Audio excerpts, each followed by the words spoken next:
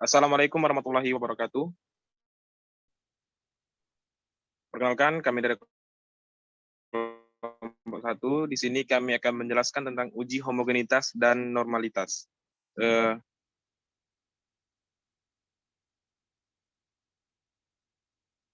Baiklah, perkenalkan, nama saya Abi Wako. Saya di sini sebagai moderator.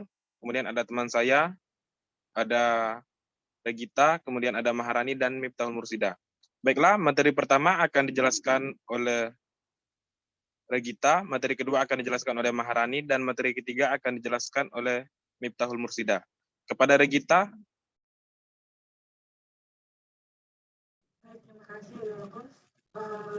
Saya menjelaskan tentang nilai homogenitasnya.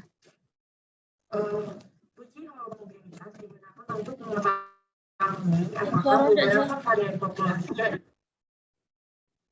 Mana suaranya? Baik, jauh, sabar.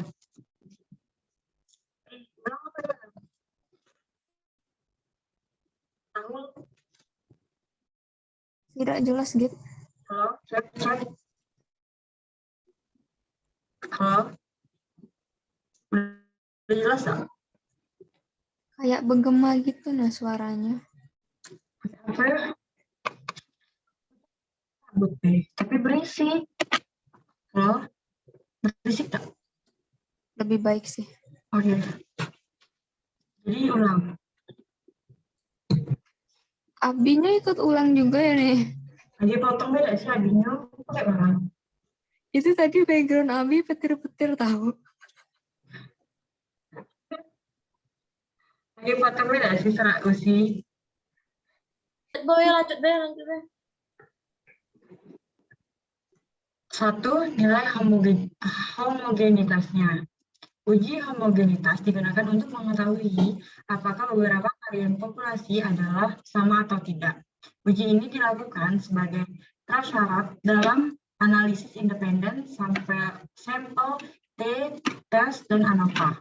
Asumsi yang mendasari dalam analisis varian ANOVA adalah bahwa varian dari populasi adalah sama. Dasar pengambilan keputusan uji homogenitas adalah 1. Jika nilai SIG lebih besar dari 0,05, maka distribusi data homogen. Kedua, jika nilai SIG lebih kecil dari 0,05, maka distribusi data tidak homogen. Berikut tabel ANOVA-nya. Dari data bersifat homogen karena nilai SIG adalah 0,132 lebih besar dari 0,05.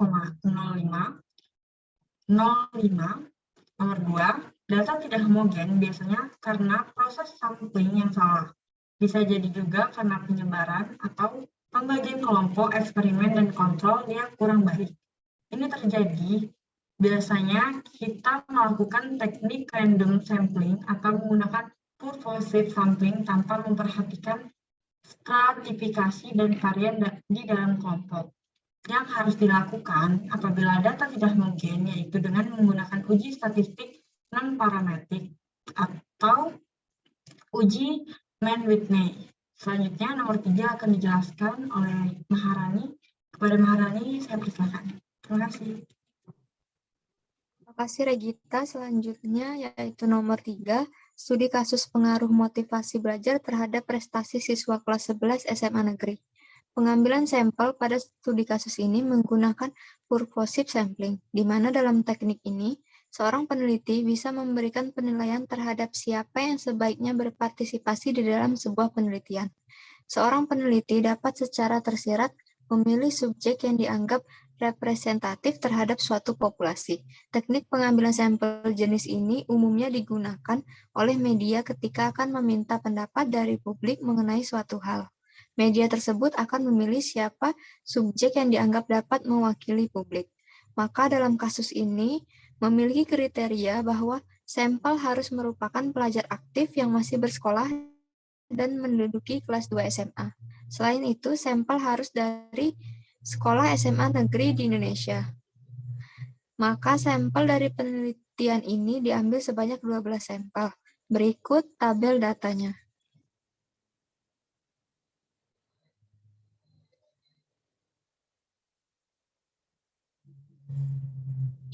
Tabel X70, tabel Y90. X65, Y95, X85, Y70, X75, Y75, X80, Y65, X60, Y85, X75, Y80, X65, Y90, X80, Y95, X75, Y60, X60, Y75, X85, dan Y80. Selanjutnya akan dijelaskan oleh Miftahul. Kepada Miftahul saya persilahkan. Baik, terima kasih Maharani. Uji homogenitas ANOVA. Di sini bisa dilihat ada tabel between groups, Whiting groups, sum of square, data frekuensi, mean square, frekuensi, dan sigma. Between groups, sum of square itu 585,417, DF-nya ada 7, mean square-nya ada 83,631, frekuensinya ada 1000,164, dan sigmanya ada 468. Sementara Whiting groups itu sum of square-nya ada 287,500, DF-nya 4, mean square-nya 71,875. Totalnya 872,917, DF-nya 11. Ketentuan 1. Jika nilai sigma lebih besar dari 0,05, maka distribusi data homogen. 2. Jika nilai sigma lebih kecil dari 0,05, maka distribusi data tidak homogen.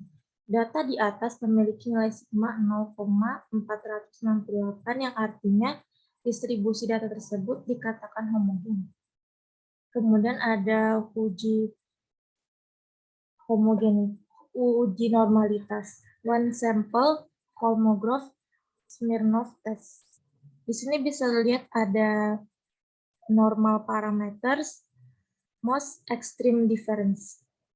Baiklah, sekian dari presentasi kelompok kami. Terima kasih. Assalamualaikum warahmatullahi wabarakatuh.